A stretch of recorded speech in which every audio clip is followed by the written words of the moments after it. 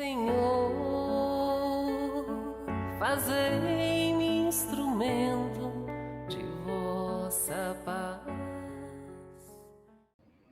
Olá, saudações a todos. Estamos aqui mais uma vez reunidos em nossa querida COFA, Casa de Orações Francisco de Assis, para darmos continuidade às nossas doutrinárias. Que nesse momento possamos estar na postura confortável, tranquilos, com a nossa mente e o nosso coração alinhados com a espiritualidade superior e que possamos nos dedicar a esse momento, que possamos nos acalmar e dessa forma nos conectar com o todo e também estarmos em paz, em silêncio. Que possamos, dessa forma, dedicar alguns momentos para o nosso crescimento espiritual e, dessa forma, emanar luzes e bênçãos para todo o nosso planeta, para que todos os nossos irmãos busquem a paz, o amor, a fé, que estejam sempre em contato com a espiritualidade, com leituras edificantes, com momentos de reflexão, em que possamos, assim, mandar boas vibrações para o nosso palestrante, Antônio Félix, que hoje irá proferir uma palestra com o tema Provas Voluntárias, o verdadeiro silício. Seja muito bem-vindo à nossa casa, irmão. Olá a todos, meu nome é Antônio Félix e eu desejo que a paz do nosso Senhor Jesus Cristo esteja conosco nesse momento de reflexões. Eu fui convidado a refletir com vocês sobre o tema Provas Voluntárias, o verdadeiro silício, que está lá no nosso Evangelho segundo o Espiritismo, no capítulo 5, Bem-aventurados os aflitos. Certamente é um tema que nos traz reflexões muito interessantes, porque nós vamos aí falar um pouquinho sobre esse tema tão corriqueiro no Espiritismo, né? Que são as provas, esse fenômeno que afeta a filosofia espírita, que percorre a filosofia espírita pelas suas obras, de forma conceitual e por aí vai. E mais especificamente essa ideia do que seriam essas provas voluntárias e esse tal silício que é mencionado aí no item em questão do Evangelho. Nós vamos comentar um pouquinho sobre isso aí ao longo dessas nossas reflexões. Esse item, provas voluntárias, o verdadeiro silício, é na verdade uma das instruções dos Espíritos que estão presentes no capítulo 5. Essa instrução é dada por um anjo guardião que nos traz uma reflexão que é até mesmo filosófica, quando nos convida a pensar por meio de uma pergunta, de uma questão que ele propõe, que é a seguinte: é lícito ao homem abrandar suas próprias provas? Ou seja, nós temos o direito de amenizar as privações pelas quais nós passamos aqui no curso da nossa jornada encarnatória. Nós temos essa possibilidade, direito mesmo, de suavizar as eventuais dores que venhamos a sentir ao longo de nosso percurso. Isso é correto? Isso é válido? Porque muitas vezes pode existir aquela visão, se nós não interpretarmos adequadamente os conceitos da doutrina espírita, de que as provas são um fenômeno determinístico, fatalista, do qual nós não podemos nos retirar de forma alguma, como se estivéssemos fadados a vivenciar esses acontecimentos, esses fenômenos que nós conhecemos como provas. E é por isso que a reflexão do nosso amigo, do nosso anjo guardião, é muito oportuna, para que nós possamos entender se temos o direito de evitar esse fenômeno, que é um fenômeno educativo, que são as provas. E o que é que o nosso amigo vem dizer no Evangelho segundo o Espiritismo categoricamente? Na verdade, ele nos convida a refletir sobre essa questão com outras tantas questões. E o que é que ele nos diz quando ele pergunta se é lícito ao homem abrandar suas próprias provas? O nosso amigo vai nos fazer pensar nas seguintes reflexões. É lícito àquele que se afoga cuidar de salvar-se? Àquele em quem um espinho entrou, retirá-lo? Ao que está doente, chamar o médico? Ou seja, aquela pessoa que, no exemplo do nosso amigo, está numa situação de afogamento, tem o direito de salvar a si própria? Aquela pessoa que foi machucada por um espinho, que foi ferida por qualquer que seja o objeto, pode retirar esse objeto do seu corpo? E aquela pessoa que ficou enferma, que ficou doente, ela tem o direito de procurar a sua cura, de ir em direção aos nossos amigos da medicina para aliviar suas dores?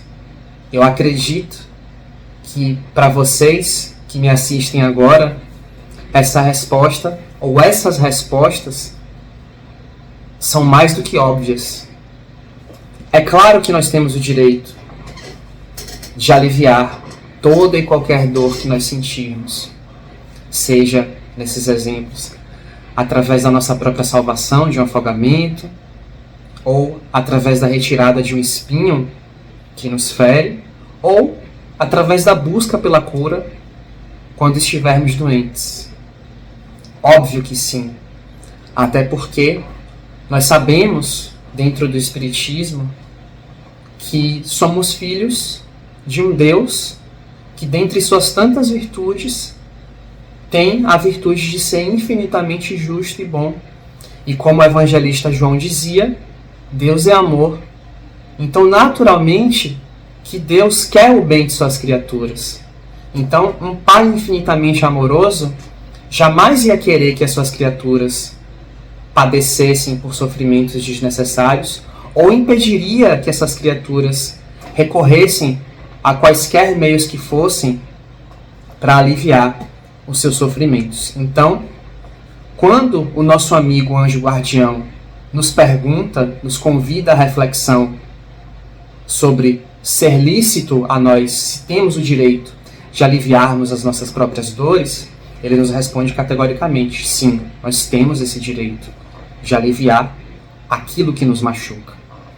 E enquanto eu refletia a respeito desse tema, me ocorreu na lembrança uma coisa que Chico Xavier disse no programa Pinga Fogo, lá em 1972, quando ele era entrevistado por uma série de repórteres, que Deus não quer a dor, segundo o grande benfeitor que o acompanhava, o nosso querido Emmanuel. Chico dizia, através das palavras de Emmanuel, que Deus não quer a dor. Do contrário, ele não teria nos dado a anestesia para nos curar. A anestesia essa que veio através da ciência.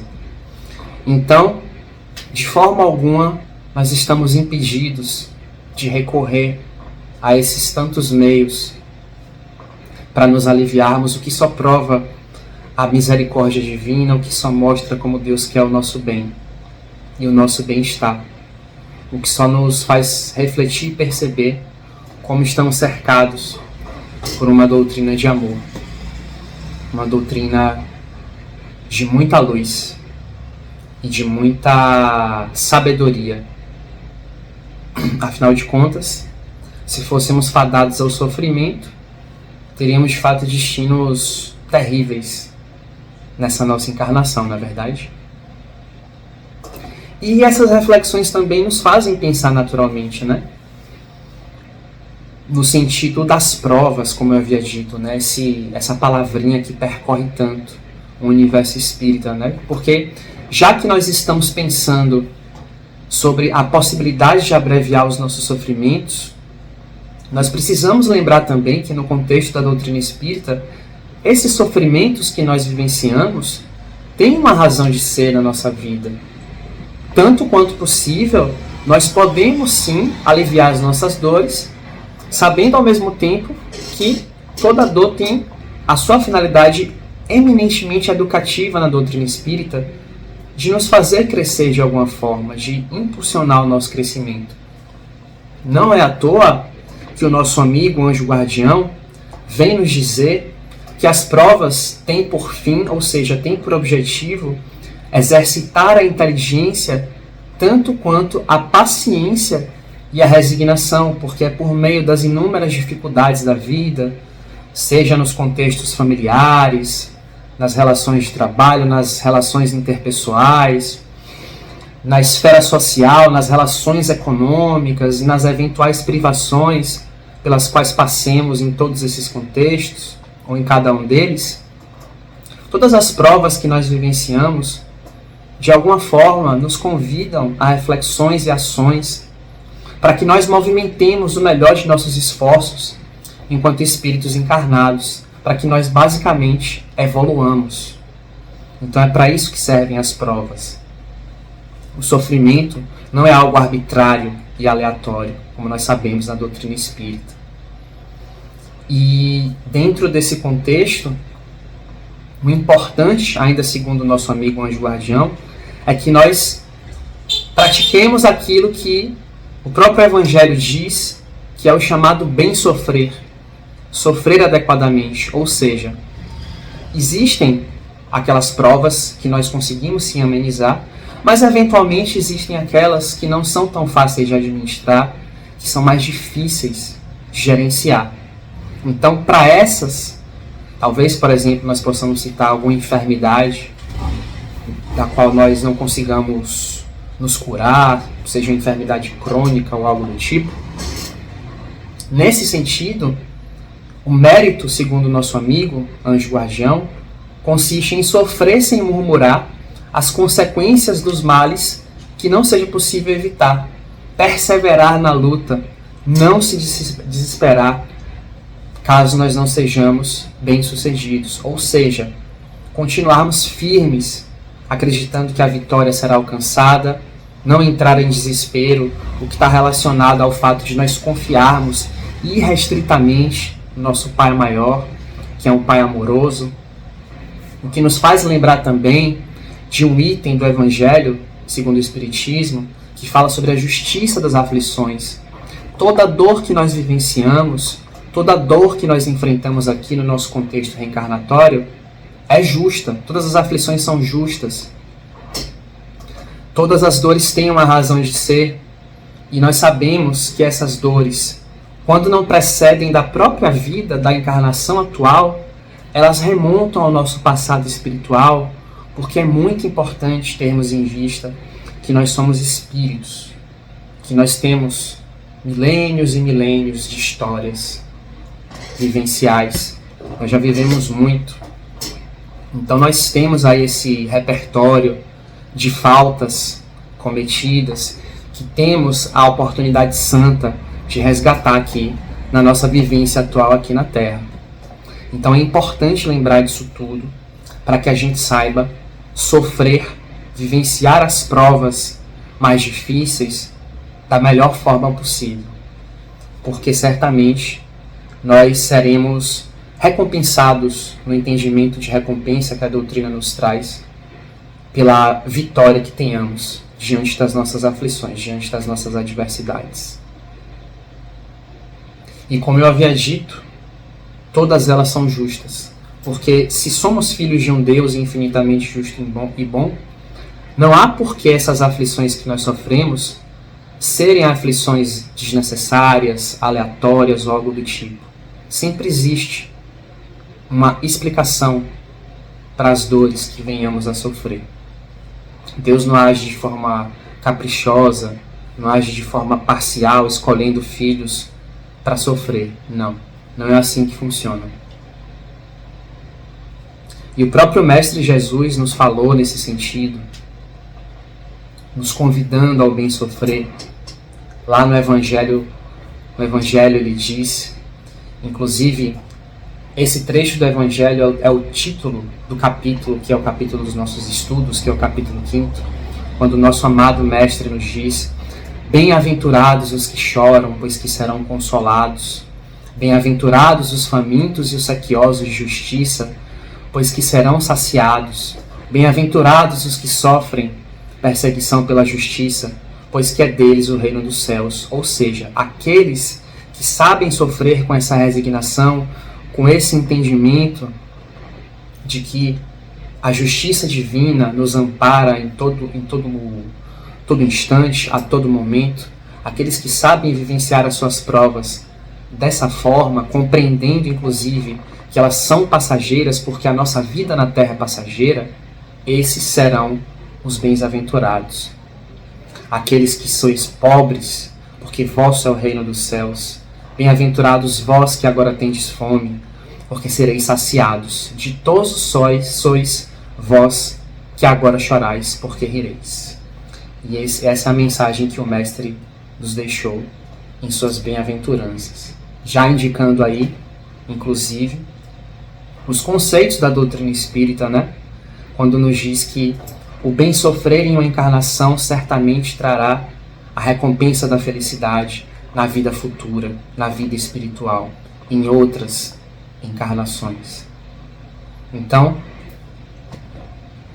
com isso nós concluímos que, de certa forma, por mais estranho que pareça, nós devemos nos alegrar diante do sofrimento, não no sentido da dor em si, é claro, de uma forma bastante metafórica, mas entender que o sofrimento tem uma razão de ser na nossa vida, ele tem essa finalidade educativa. O sofrimento é importante para que nós cresçamos e progridamos. Emmanuel também comenta isso muito bem em suas passagens, para quem já teve a oportunidade de ler os livros da coleção Fonte Viva, com as suas mensagens bastante edificantes. Ele vai nos dizer lá, no livro Vinhas de Luz, por exemplo, que as dificuldades são essas forças que compelem a dilatação de poder, ao alargamento de caminho, à ampliação dos horizontes. Então, é importante que nós vivenciemos esses desafios aqui na Terra, até porque a inércia, se ficássemos parados, jamais iríamos para frente, jamais iríamos adiante aí no nosso progresso espiritual. E é muito importante que a gente tenha em vista esse entendimento de que nós somos acima desses corpos que estão aqui na Terra, habitando uma matéria, que nós somos espíritos, seres imateriais que tiveram um passado espiritual muito longo e que terão um futuro espiritual muito longo também.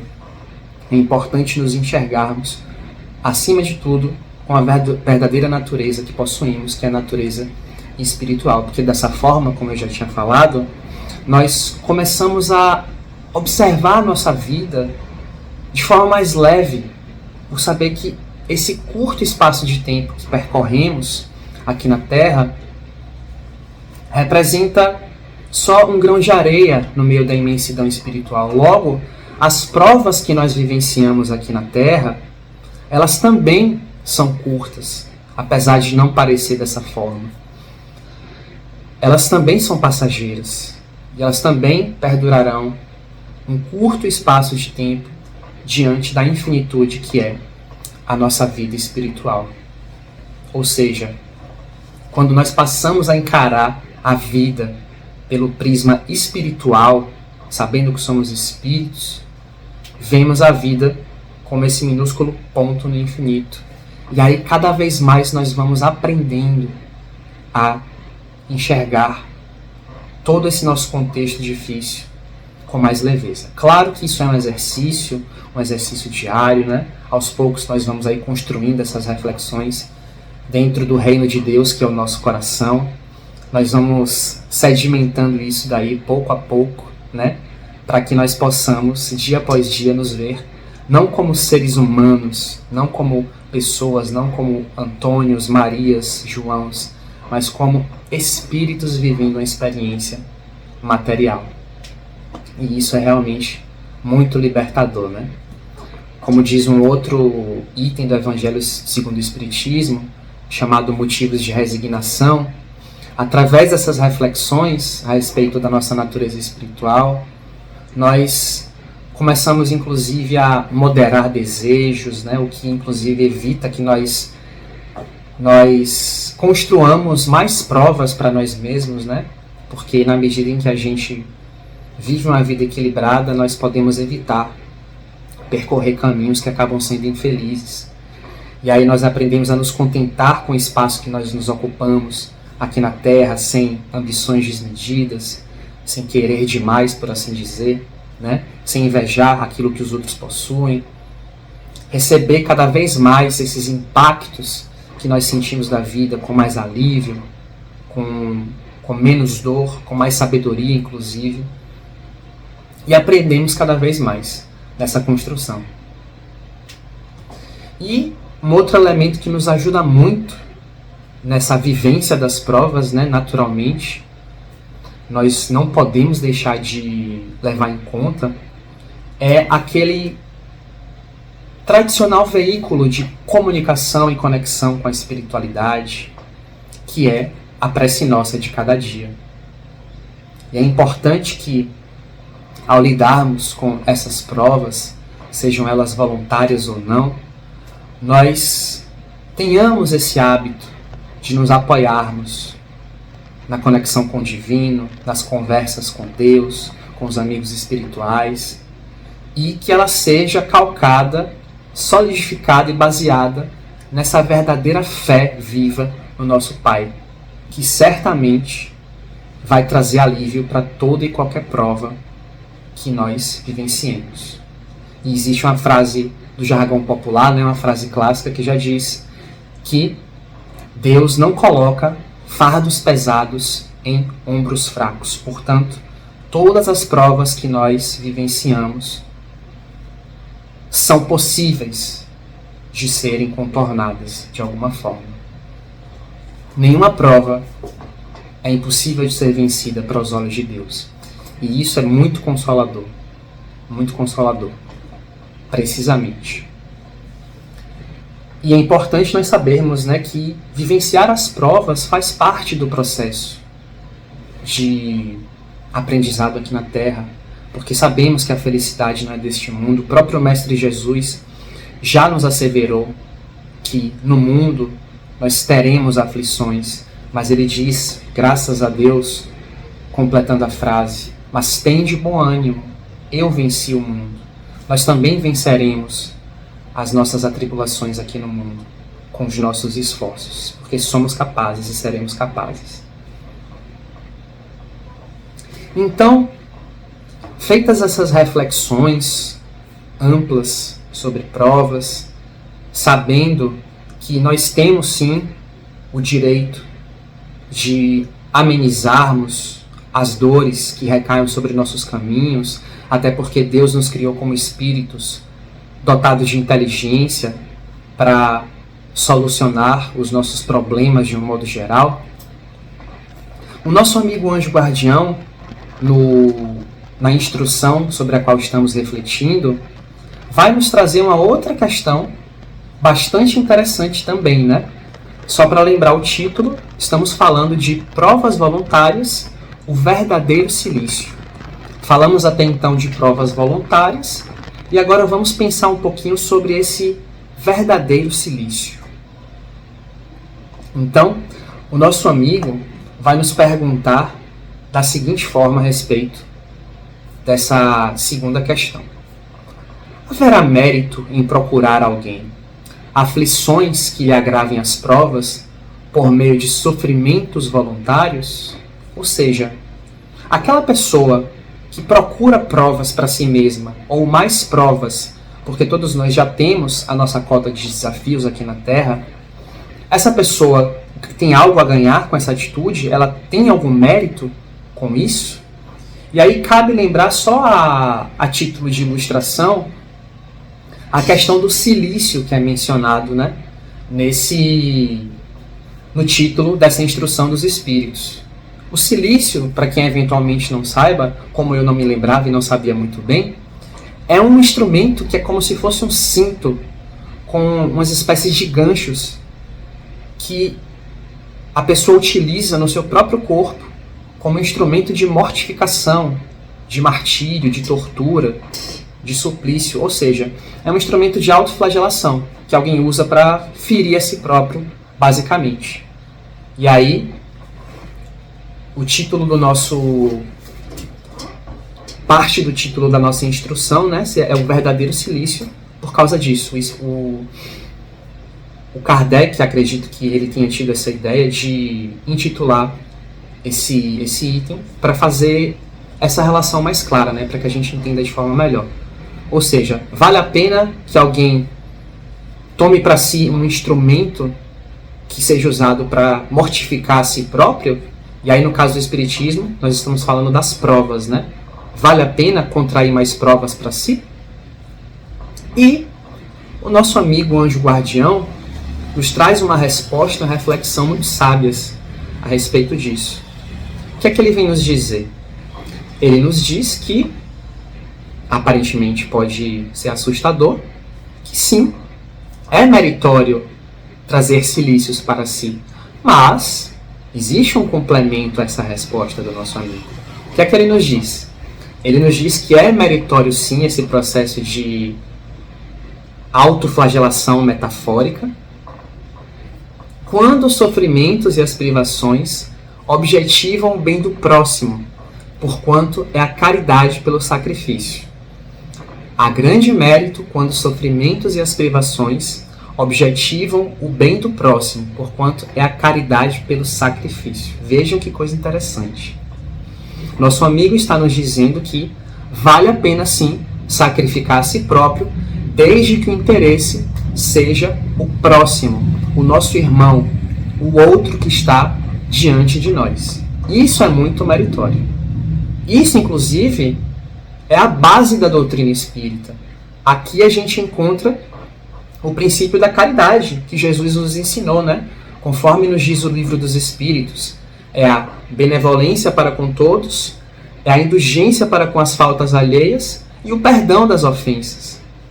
Isso é a base da nossa doutrina, né? A essência, é o que resume todas as leis divinas, inclusive, né? Lei de justiça, amor e caridade. Portanto, vale sim que nós nos sacrifiquemos, que nós renunciemos a nós mesmos, indo em direção aos outros, às outras pessoas que necessitam de alguma forma. Ao mesmo tempo, o nosso amigo anjo guardião nos diz que o silício, o autossacrifício, não é válido quando nós queremos apenas o nosso próprio bem, quando nós queremos apenas nos beneficiar. Portanto, o autossacrifício que tem como objetivo a autossatisfação somente é puro egoísmo. Não adianta. Só é válido se sacrificar por interesses alheios, interesses do nosso próximo, quando temos um desejo sincero de auxiliar o nosso irmão que precisa de nós.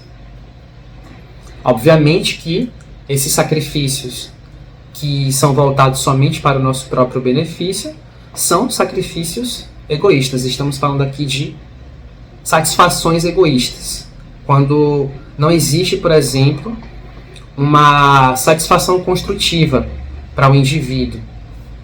Então, vamos tomar como exemplo alguém que eventualmente estuda para concursos públicos ou algo do tipo, e essa pessoa leva bastante tempo na sua rotina de estudos, acaba sacrificando horas de estudo em prol de um objetivo maior, que é um objetivo louvável, que é a sua aprovação. Obviamente não é disso que o nosso amigo está falando. Ele está falando somente de sacrifícios, autossacrifícios, que excluem e negam a existência do outro e visam somente a satisfação de quem está promovendo esses sacrifícios. Isso não é válido. E essa ideia do sacrifício do silício relacionado à caridade é também algo que está muito relacionado ao espírito cristão de ser, à essência cristã, não é verdade? É isso que Jesus pregou e nos convidou a pensar, né, quando ele falava do amor ao próximo. Amar ao próximo pode ser muitas vezes um ato de renúncia, a depender do que se faça. Então, é certamente uma reflexão bastante positiva, né? E racional também, que nos leva a pensar de forma ponderada a respeito de como nós devemos nos colocar em relação a essa questão das provas, né? Para que a gente não cometa sacrifícios que muitas vezes acabem prejudicando o nosso próprio bem-estar, sacrifícios que não são saudáveis e nem positivos. É tanto que ele nos alerta a respeito da importância de a gente se contentar com as provas que Deus nos manda. Porque certamente as provas que todos nós temos em nossas atuais encarnações já têm a sua carga elevada, né? Já são bastante pesadas. Então, qual o sentido de acumularmos mais prejuízos para nós, né? Sempre com essa ressalva, como nosso amigo não falou. Se essa ação, se essa atitude, se o silício, né? Se o autossacrifício tem como objetivo ajudar alguém de todo o coração, ok. Mas, se não for o caso, qual a necessidade de piorar ainda mais o nosso quadro? É como se a gente estivesse aqui executando as nossas atividades na Terra e nós estudássemos, trabalhássemos, fizéssemos atividades físicas, então encaixássemos uma nova atividade em nossas rotinas sem ter a menor condição de dar conta dessa atividade e acabar fazendo essa atividade de uma forma bastante equivocada, comprometendo a nossa saúde até, comprometendo a nossa qualidade de vida, trazendo basicamente uma sobrecarga para as nossas demandas materiais. Então isso não é necessário absolutamente. Nós não precisamos agir dessa forma. Não é necessário mesmo. E isso nos leva a refletir sobre a importância e a necessidade de vivermos uma vida encarnatória, uma vida enquanto espíritos mesmo, né, que tem uma missão a cumprir, seja lá qual ela for, com qualidade. Porque acumular e atrair provas desnecessárias para nós mesmos faz com que nós não nos dediquemos, muitas vezes, a ações e atividades que trazem para nós uma verdadeira sensação de bem-estar e felicidade. Muitas vezes a execução dessas atividades é bastante comprometida quando nós nos mortificamos e buscamos acumular outros objetivos e privações até mesmo que são completamente desnecessárias e que fogem às vezes de um propósito mais saudável que nós queremos cumprir aqui na Terra, né? Seja lá em que esfera for, seja na esfera espiritual ou até mesmo na esfera material, por mais que elas estejam interligadas.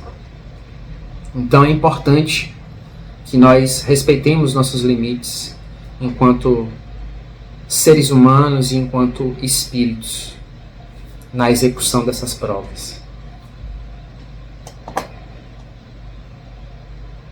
E é interessante que o nosso amigo dá uma ilustração muito interessante do que seriam essas privações voluntárias, esse verdadeiro silício que ele chama, quando ele diz lá, né? Tem um trecho que eu destaquei aqui para ler para vocês, que é assim: vós que deixais os vossos aposentos perfumados para irdes avançada infecta, levar a consolação, vós que sujais as mãos delicadas pensando chagas, vós que vos privais do sono para velar a cabeceira de um doente que apenas é nosso irmão em Deus, vós, enfim, que despendeis a nossa saúde na prática das boas obras, tendes em tudo isso o vosso silício, verdadeiro e abençoado silício, visto que os gozos do mundo não vos secaram o coração, que não adormecestes no seio das volúpias enervantes da riqueza. São aqueles que se entregaram de corpo e alma à missão de ajudar o próximo, de ajudar o outro, os doentes, ajudar, enfim, aqueles que passam fome, aqueles que cedem uma palavra amiga. Esses sim sabem vivenciar o verdadeiro silício. Este é o verdadeiro silício que o nosso amigo nos convida a pensar a respeito. E, inclusive, são estes que não se deixaram envolver demasiadamente pelas influências da matéria, né? Porque nós sabemos que o nosso mundo material é bastante sedutor e às vezes nos distrai da nossa sintonia espiritual. Eles não deixaram que os tais gozos do mundo secassem o coração, que não se tornassem pessoas egoístas, que não priorizassem a valorização dos bens materiais. Eles conseguiram vencer essas tendências para se dedicar em espírito àqueles que necessitam muito de ajuda. E é interessante ainda quando o nosso amigo nos fala que se nós quisermos de fato aplicar em nós mesmos algum tipo de silício, que nós apliquemos ao nosso espírito. Mas em que sentido? Quando ele nos diz que nós devemos fustigar o orgulho, aplicar flagelos no nosso amor próprio, ser duros contra a dor da injúria e da calúnia, ou seja, aplicar em nós essa rigidez que torne-nos capazes de sermos fortes enquanto espíritos. Portanto, se nós quisermos de fato trazer essas provas e martírios para nós mesmos, que seja de uma forma construtiva para agregar valores ao nosso espírito, né? Então, vamos sufocar esse orgulho que nós temos de forma metafórica com essa ferramenta de flagelação que é o silício, né? Vamos desconstruir em nós o orgulho, o egoísmo, o amor próprio, para que nós possamos cada vez mais nos elevar enquanto espíritos que buscam a purificação, que possamos vencer isso e nos tornarmos fortes também para impactos como a injúria, a calúnia, a maledicência eventualmente, ou qualquer outra coisa que alguém possa fazer contra nós. Que possamos valorizar o nosso espírito. E, caminhando para a conclusão das nossas reflexões, nós podemos pensar que, mesmo diante dos inúmeros desafios que nós temos, né, porque esses desafios são reais, nós podemos nos lembrar que sempre teremos ferramentas para lidar da melhor forma possível com todas as nossas provas, os nossos desafios, os desafios íntimos da alma, da mente, ou qualquer que seja esse desafio.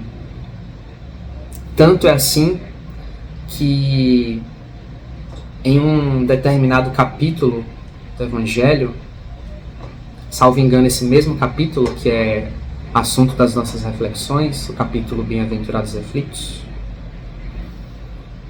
salvo engano, Santo Agostinho nos convida a pensar sobre um remédio bastante poderoso contra as nossas aflições. E aí, ele nos convida a pensar, a refletir. Que remédio, então, prescrever aos atacados de obsessões cruéis e de cruciantes males? Só um é infalível: a fé, o apelo ao céu. Se na maior acerbidade dos vossos sofrimentos entoardes hinos ao Senhor, o anjo à vossa cabeceira com a mão nos apontará o sinal da salvação e o lugar que um dia ocupareis. A fé é o remédio seguro do sofrimento. Mostra sempre os horizontes do infinito, diante dos quais se esvaem os poucos dias brumosos do presente. Então, esse espírito iluminado nos convida a mantermos sempre a conexão com o divino, para nos fortalecermos diante das nossas provas, levando-nos a refletir sobre a certeza de que os nossos amigos espirituais sempre nos indicarão caminhos, esperança, a esperança e a fé na vida futura, na vida espiritual, sabendo que as nossas provas são passageiras. E também nos leva a refletir sobre a importância de não nos esquecermos, como eu havia falado antes, e mais uma vez, da nossa verdadeira natureza espiritual. Somos espíritos. E essa é uma grande fonte de consolação. E assim eu agradeço a atenção de vocês em relação a essas reflexões e desejo a todos muita paz e que o amor do nosso Senhor Jesus Cristo toque os corações de todos nós e nos conforte hoje e sempre. Queremos agradecer por essa maravilhosa reflexão, que possamos cada vez mais estar alinhados aos pensamentos do nosso Mestre, que possamos ter fé, força para continuarmos com as nossas lutas diárias, sabendo que essa é uma oportunidade de aprendizado, que possamos estar com os olhos e ouvidos bem atentos. E não esqueçam de curtir e compartilhar essa palestra para que ela alcance cada vez mais pessoas que precisam ouvir essas palavras. Tenham todos um ótimo descanso. Até o nosso próximo encontro.